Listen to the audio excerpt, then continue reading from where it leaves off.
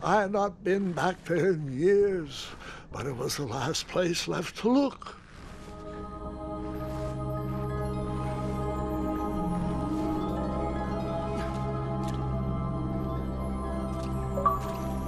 Those lost wishes weren't the treasure I was after.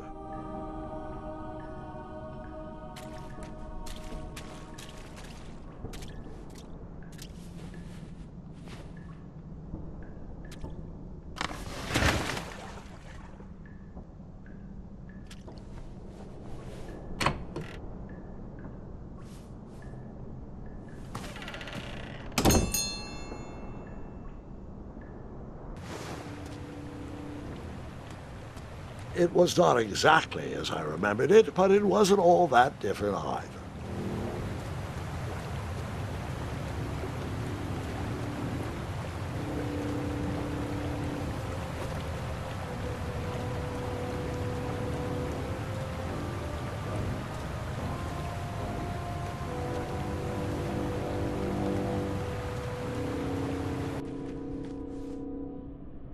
Two odd contraptions guarded the lost treasure. I would have to turn one and see what happened.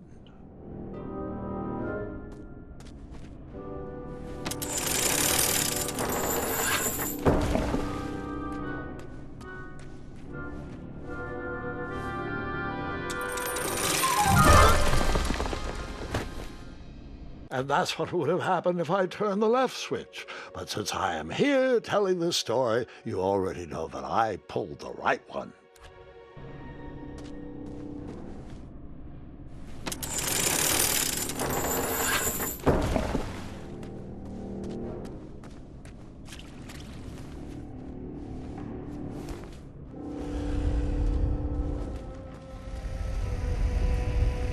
Buckets, barrels, butter churns, and beds were jammed into every nook and cranny of that cave. It all seemed so familiar.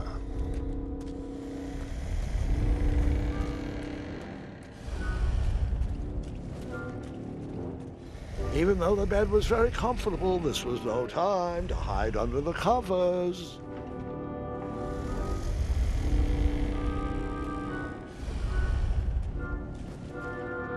As I was saying, this was no time to take a nap. All right, I took a brief rest before I decided to adventure on with that very important treasure.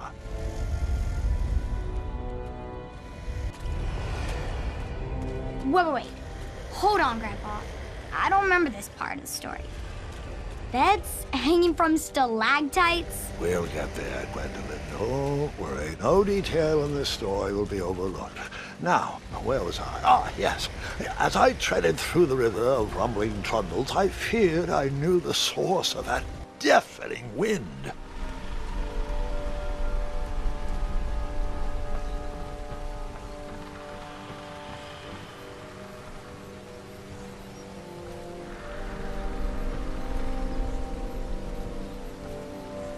nestled beneath a slumbering pile of teeth and claws was... Fabled mirror. Oh, so you remember this part of the story. Well, dragons are my favorite. Do you want to tell this part? Yes. King Edward sent me, the greatest knight in all of Daventry, on a quest to return his stolen mirror. A gigantic, hulking beast of a dragon was the last thing in my way to... My way too. Add a shinier hat to my collection.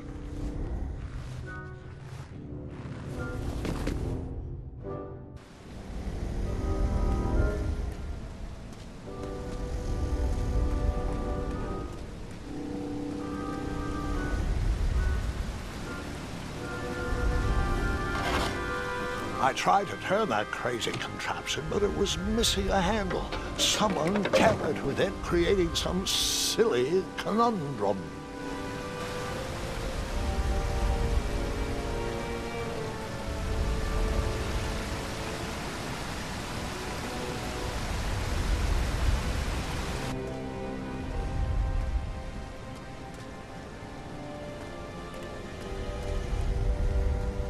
Volumes of old books with foreboding titles clutter the shelves of that strange bedroom. How to Tame a Dragon, Breaking the Spirit of Hideous Beasts, Amateur Spells to Impress Your Friends with. No books about recovering missing handles, though.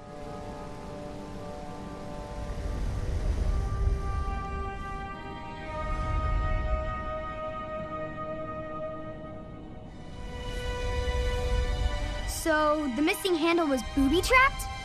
What did you do? Well, I used my cleverness to outsmart the trap.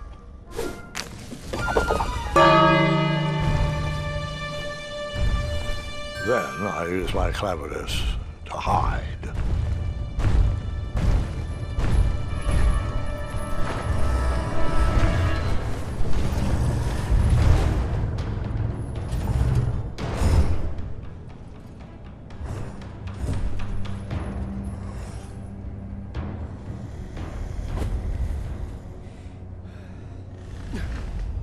Luckily, that half-blinded beast never noticed me in bed. A dragon's eye must be really hard to pierce with an arrow. At archery lessons, I can barely hit a hay bale. It is indeed a feat only for skilled archers. What did you use?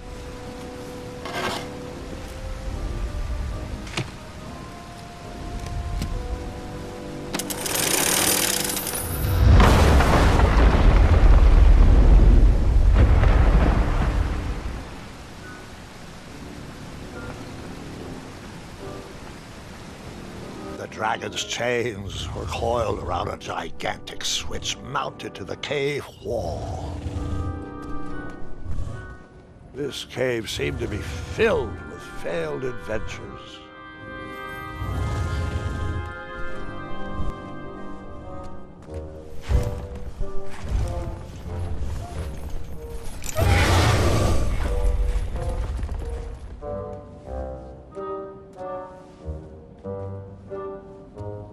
After he briefly basked in the sun, the narcoleptic dragon went back to snoring. I probably sleep all day too, if Amira was my only friend.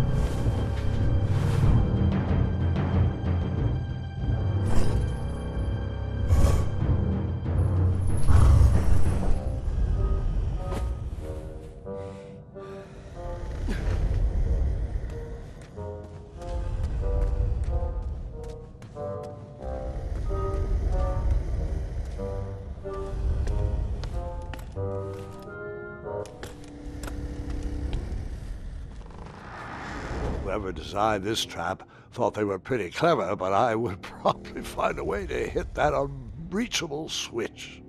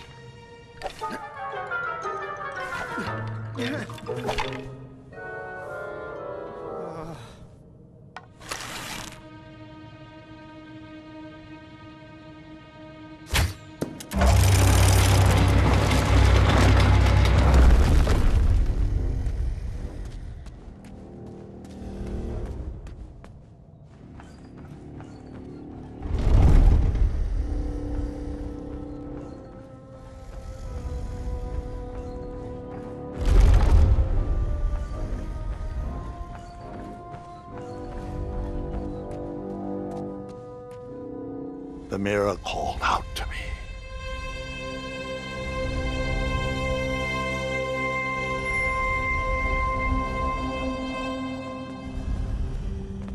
A ridiculous feeding contraption was cobbled together to keep the beast and probably its owner alive.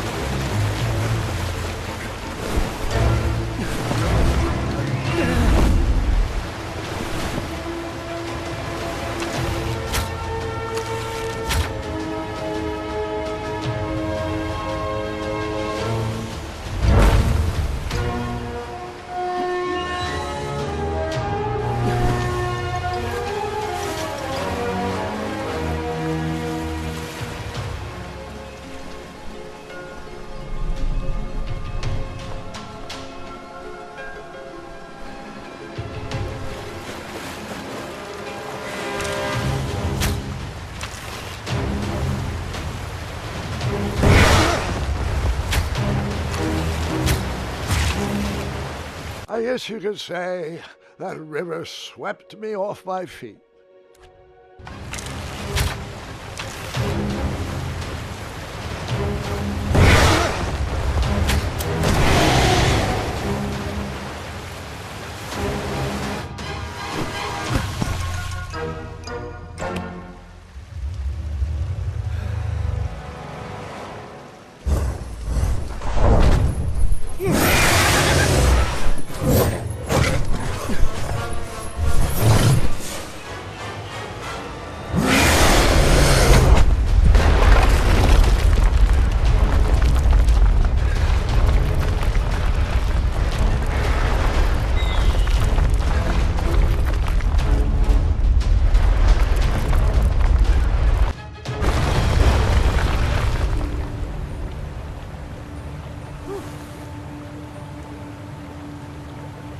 With the magic mirror safely in my possession, I dreamt of the Daventry I would be rewarded with, and the kingdom it could become.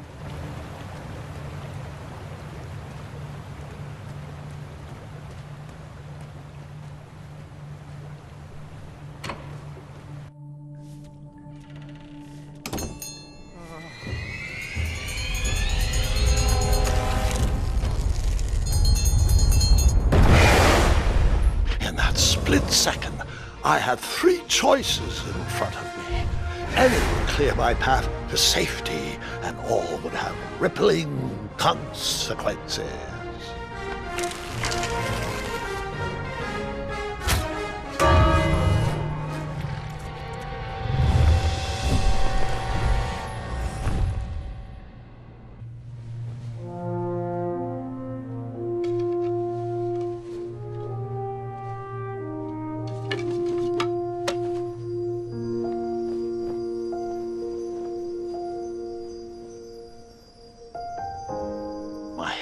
Were shaking and my arms could barely grip the rope, but with the last of my strength I climbed out of the well and headed back to the castle. Ever since the magic mirror returned, its reflections have warned the kingdom of danger, kept our family safe, and it has exposed many troublesome crumbs tangled in my beard. Yeah. King Edward was so proud that you returned his lost treasure that he made you king. Everyone knows that part. Now, can we get back to that dragon? Gwendolyn, there is so much more to my stories than dragons. I hope this old cap will be remembered for far more than the action tattered across its brim, sewn into the seams of many hidden adventures. All right, let's get back to the dragon. Tell me everything. How did you know shooting the bell would distract him? Over the years, I realized that the dragon was not the despicable, hideous beast Daventry had made him out to be. He was just a caged animal that was very hungry. I, too, would be violently angry if I could only eat when my neglectful owner rang the bell. I know it was a sneaky trick, but I certainly wasn't going to set a dragon loose on the town or participate in any more abuse. You really thought that through, Grandpa. I would have tricked him, too. Back home, they call me Gwendolyn the Smarty Pants. You come from a long line of logically minded nobles, and one very clever dentist. All right, you two. Grandpa needs to rest. Gwendolyn, it's way past your bedtime. Sleep well, Grandpa. I'll be back first thing in the morning. I don't need rest. I'm as spry as I've ever been, though I wouldn't mind a slice of magic fruit.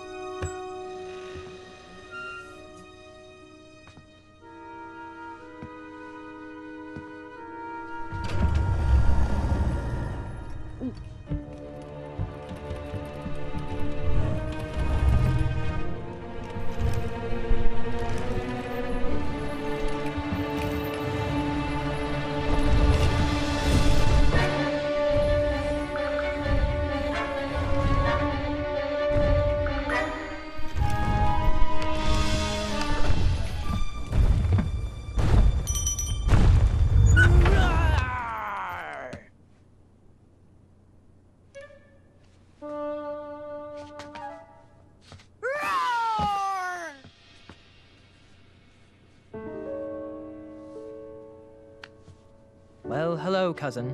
Guards! I'm glad you're finally here. He's been asking about you for days. I had to sit through the same story 5 times. We got here as fast as we could. And I like Grandpa's stories, especially the ones with dragons. Ah, yes, the legendary beast he outsmarted with its own dinner bell. I don't know if he forgets that I've heard that story before or if he just doesn't care, but he loves telling it to anyone that will listen. I'm pretty sure I heard the nursemaids telling his same jokes in the hall. Have you heard anything the doctors are saying? Yes, doctors, wizards, magic elves. Grandfather is fine, Gwendolyn. They all say the same thing. He's just old. He still has a few good years left. Look, we're all excited that your family made the trip, but there's no need to worry. You should get some rest. I'm sure you're scheduled for a full morning of Grandfather's hilarious ramblings. Oh, I'm also scheduled for the tournament tomorrow. Ah, yes, the fencing tournament. You'll love it. I'm, of course, favored to win and will make sure you have the very best seat to view my victory. The courtyard will be filled with important people and delicious hors d'oeuvres. Oh, I'm actually competing in the tournament. I had no idea we were hosting a junior tournament. That's incredible. In that case, I will gladly be there to cheer you on and eat delectable appetizers. Nope, no junior tournament. I'll be squaring off against you. I see. Well, perhaps this is the time to stop listening to stories and finally make some of your own. Good night, Gwendolyn. Sleep well.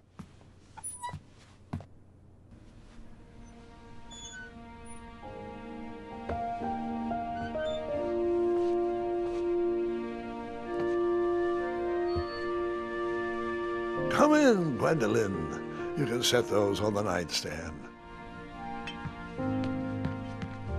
Grandma said to take 3 spoonfuls of each. I'll get to those. No need to fuss over me. Now, let's talk about far more important issues, like that fencing tournament. I hear you're competing. Well, I signed up, but I'm not so sure anymore. Nonsense. If it's Scott you're worried about, he's no bother. After all, I only learned that you entered after he complained about it all morning. Threatened, I'm guessing. There are many ways to win a duel. I, for one, have always been fond of...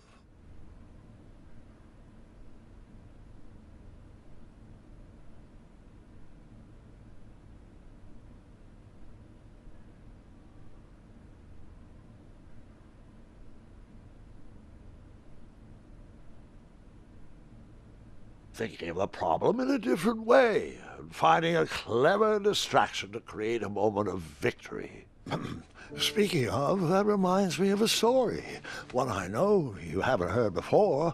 When I was a much younger lad, before I was a knight, before I'd been to Daventry, and even before I'd seen a dragon. It's a tale about a tournament that changed my life. It is a long story, but I shall tell it briefly. Well, Triumph, this looks as good a place as any to camp for the night. Let's rest up. We have a big day tomorrow.